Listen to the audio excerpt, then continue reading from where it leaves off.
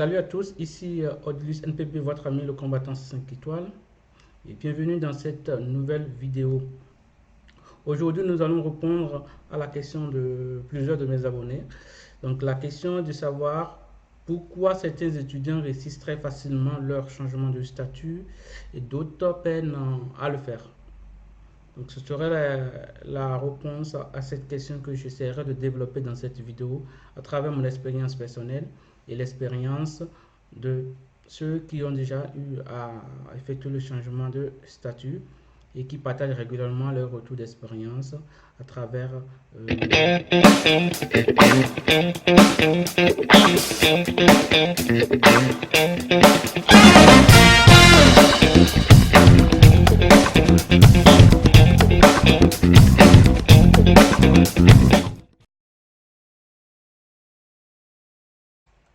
Donc voilà la question, pourquoi certains étudiants réussissent facilement à faire leur changement de statut et d'autres peinent à le faire?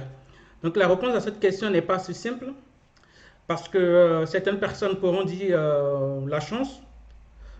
Si moi je prends ma définition de la chance que je considère comme une rencontre de plusieurs causes, donc la chance peut avoir sa part de vérité en fait pour les personnes qui réussissent facilement leur changement de statut. Mais il y a d'autres choses qui peuvent facilement influencer sur leur changement de statut. Mais ces facteurs-là, nous n'allons pas les prendre en compte. Nous n'allons pas les prendre en compte. Nous allons prendre en compte un facteur, comment on appelle des facteurs qui est intrinsèque, lié personnellement à la personne qui se présente et non à travers en fait ses compétences ou ses bagages. Généralement, en fait, à cette réponse de pourquoi certains réussissent et d'autres non, les réponses qui reviennent souvent, les réponses qui reviennent souvent des retours d'expérience, c'est le domaine d'études. Le domaine d'études peut influencer, en fait, peut accélérer plus ou moins le changement de statut. Quelqu'un qui fait par exemple des études d'informatique aura fortement plus de chances pour faire effectuer son changement de statut par rapport à quelqu'un qui a fait du droit. D'autres facteurs peuvent intervenir, comme par exemple la préparation de l'entretien, manque d'informations, absence d'outils, voilà, toutes ces choses. Mais nous allons prendre le cas, parce que ça va être plus simple pour nous. Nous allons prendre par exemple le cas de deux étudiants en fait qui ont fait les mêmes domaines, donc ils ont fait études dans le même domaine, c'est-à-dire par exemple des étudiants qui ont fait tous informatique et qui sont sortis de la même école. Et l'autre, l'étudiant A a trouvé et l'étudiant B peine à trouver. Donc ça va être vraiment ce qui va nous permettre de pouvoir aller beaucoup plus pour éliminer d'autres facteurs. Parce qu'il y a tellement de facteurs que voilà, je préfère éliminer d'autres facteurs.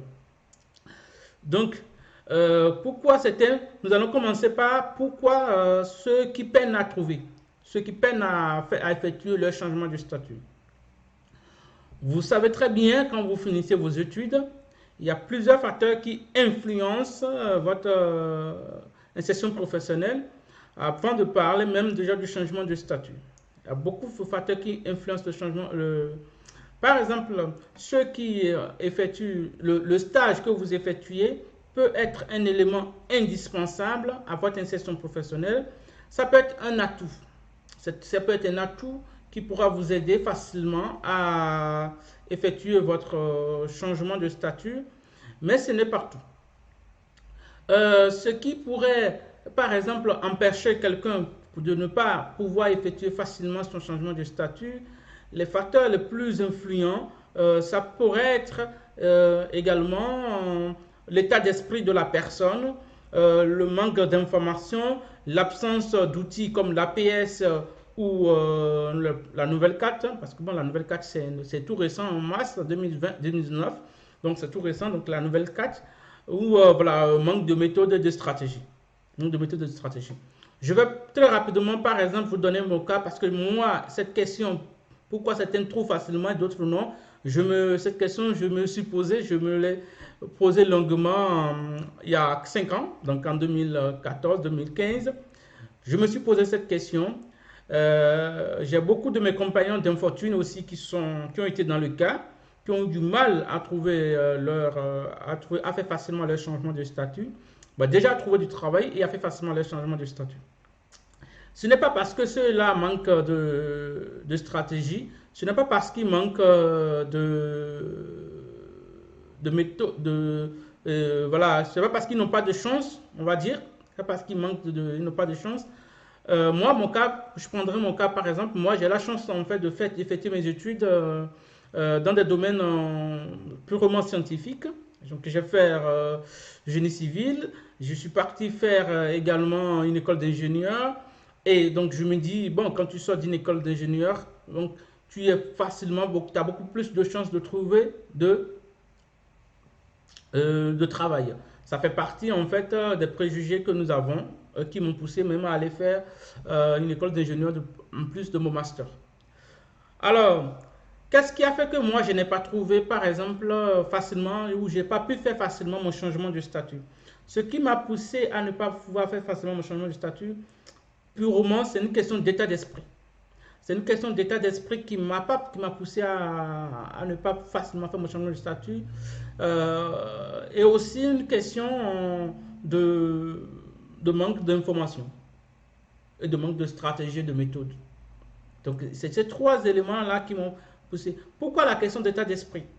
La question d'état d'esprit vient du fait que quand je vais par exemple à un entretien, j'ai tellement confiance déjà à mes compétences, à mon talent, à ce que je peux à proposer à l'entreprise, et je me concentre beaucoup plus sur le fait que le recruteur sera-t-il prêt à effectuer ou pas le changement de statut. Donc mon énergie est beaucoup plus concentrée vers cette question-là. Et donc du coup, si je sens que cette question a été, si la question m'est posée souvent au début d'entretien, vous êtes français ou vous avez votre permis de travail, si la question est posée dès le début, automatiquement, je suis déstabilisé.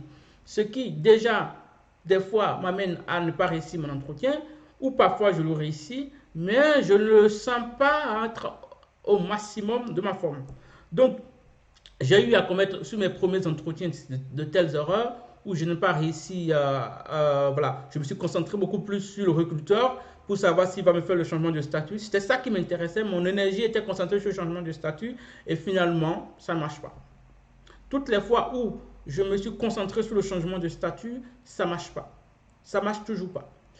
Bon, à un moment donné, bon, je me suis posé la question de savoir, mais bon, qu'est-ce que je pourrais faire pour pouvoir répondre, pour pouvoir facilement avoir mon changement de statut.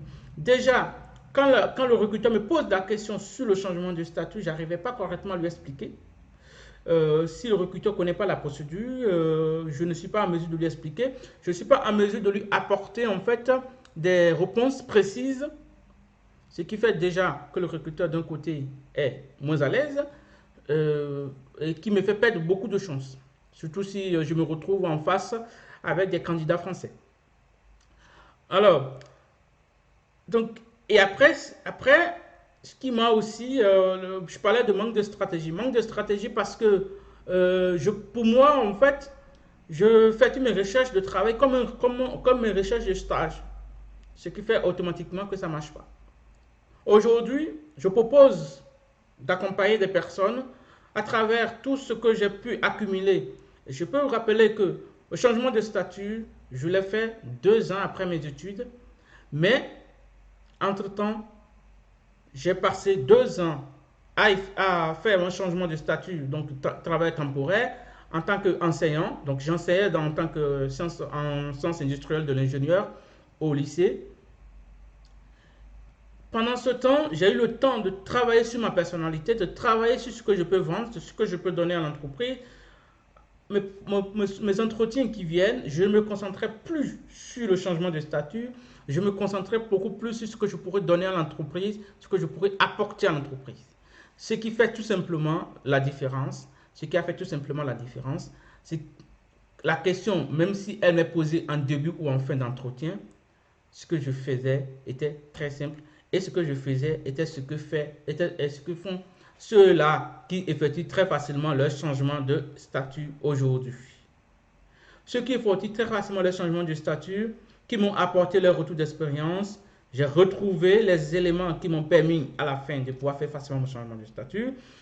Ces personnes travaillent beaucoup sur leur personnalité, ils travaillent beaucoup sur leur état d'esprit, ils s'informent, ils vont à la recherche de l'information, ils vont chercher à maîtriser la procédure de changement de statut et à pouvoir l'expliquer au recruteur et à rassurer le recruteur. Après l'entretien, que la question soit posée au début ou à la fin, il rassure le recruteur et montre au recruteur que cette procédure n'est pas une procédure compliquée, comme pourrait l'imaginer le recruteur, mais juste une procédure administrative comme tant d'autres, comme une déclaration d'impôt de l'entreprise, par exemple. Donc, ces personnes ont également été accompagnées. Par des coachs ou aussi par des consultants qui travaillent beaucoup sur des méthodes et des stratégies pour facilement se vendre, mais pas que se vendre, parce qu'en tant qu'étudiant étranger, se vendre n'est pas suffisant. Il faut aussi travailler sur son état d'esprit. Nous devons savoir que lorsque nous sommes en face d'un recruteur, le recruteur, s'il nous a déjà appelé à un entretien, c'est tout simplement parce que nous sommes déjà quelqu'un qui l'intéresse, non seulement l'intéresse, mais nous pouvons répondre aux besoins du recruteur. Mais la seule chose qui fera la différence, c'est tout simplement si nous nous concentrons sur nos changements de statut plutôt que sur ce que nous allons vendre au recruteur.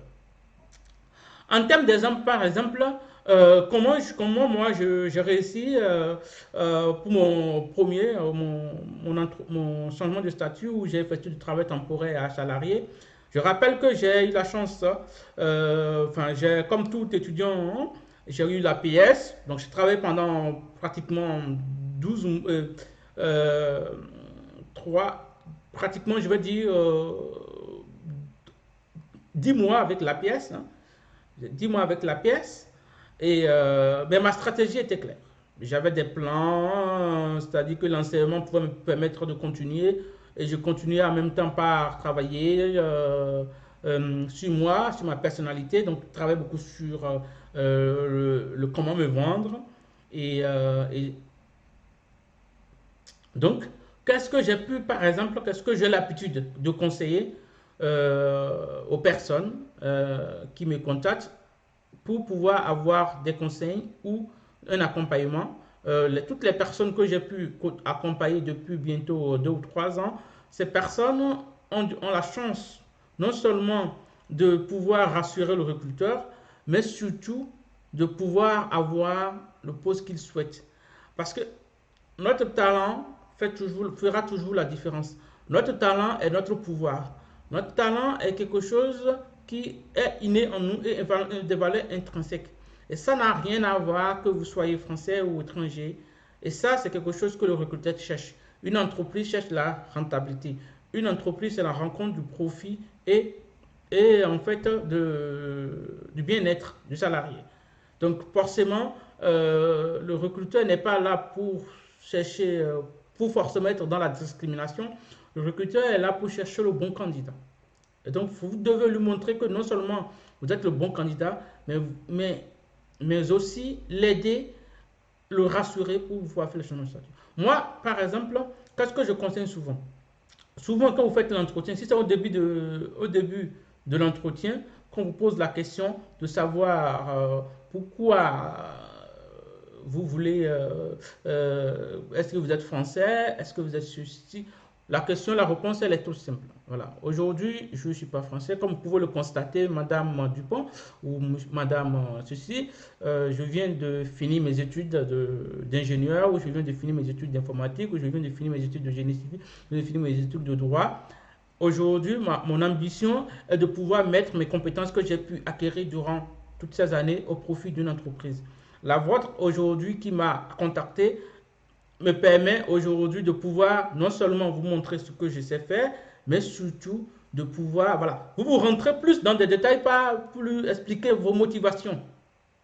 Si la question est posée au début, et à la fin, vous le dites tout simplement, vous savez, comme vous pouvez le constater, la procédure étant étudiant étranger, Cette procédure n'est qu'une procédure administrative comme tant d'autres, comme toute procédure au sein de votre entreprise.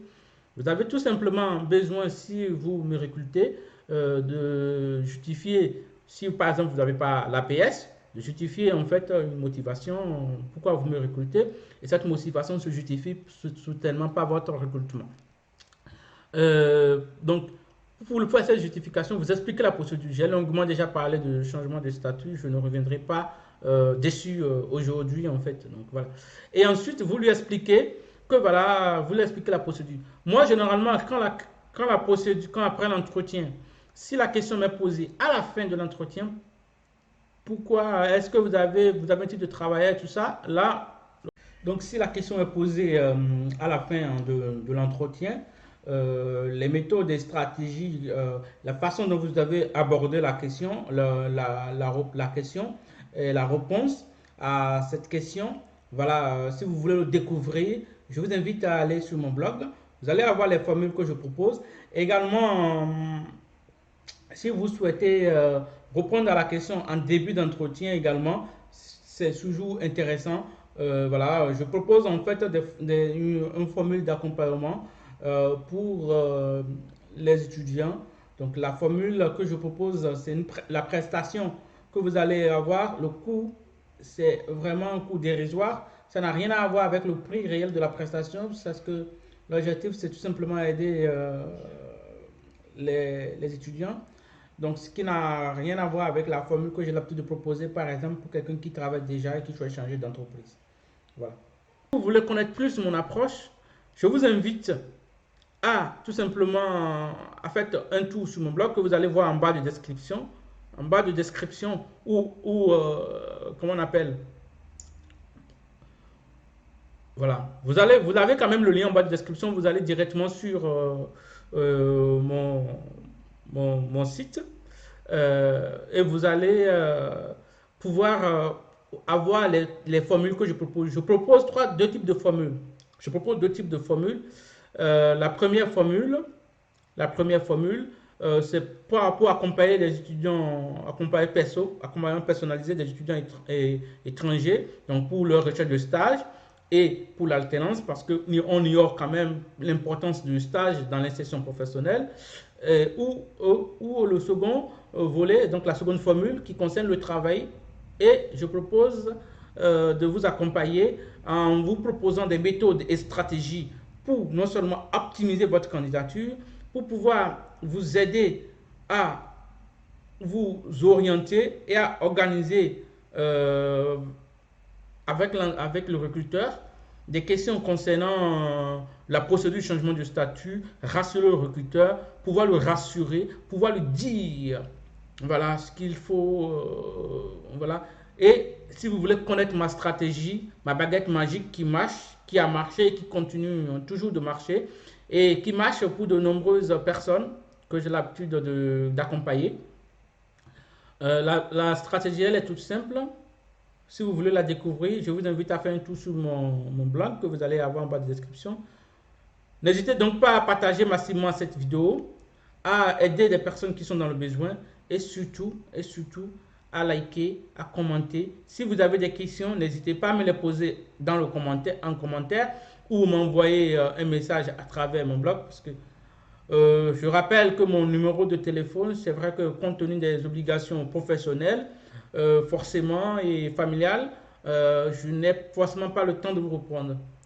Parce que dès que vous allez sur mon blog, la réponse sera beaucoup plus rapide que même si vous avez la possibilité également de m'appeler et de me laisser un message sur répondeur. Je pourrai vous rappeler dès que je pourrai. Oui, je pourrai vous apporter ce que j'ai pu utiliser durant au moins 2 ou 3 ans maintenant et qui marche à coup sûr et qui met les recruteurs en confiance et qui les amène à pouvoir facilement accepter d'effectuer le changement de statut pour les étudiants. Donc, si vous avez aimé cette vidéo, comme je l'ai dit précédemment, partagez, likez et surtout faites un tour sur ma page Facebook et ma page YouTube. Vous allez voir de nombreuses vidéos que j'ai proposées comme cette vidéo sur le changement de statut, les outils comme l'APS, la nouvelle carte, les autres moyens plus facilement de faire son changement de statut. Tous ces éléments que je regroupe également sur mon blog, que vous pouvez renvoyer, que vous avez également la possibilité de voir sur ma page Facebook, donc Afro Bâtisseur Vision Chip. Il suffit de taper FBA sur Facebook et sur Google par exemple, ou de taper les futurs bâtisseurs de l'Afrique. Vous allez pouvoir facilement tomber sur ma page Facebook ou tout simplement mon blog. Et surtout, n'oubliez pas de vous abonner et de faire un tour sur mon blog pour découvrir le diamant qui est caché en vous. Je vous remercie.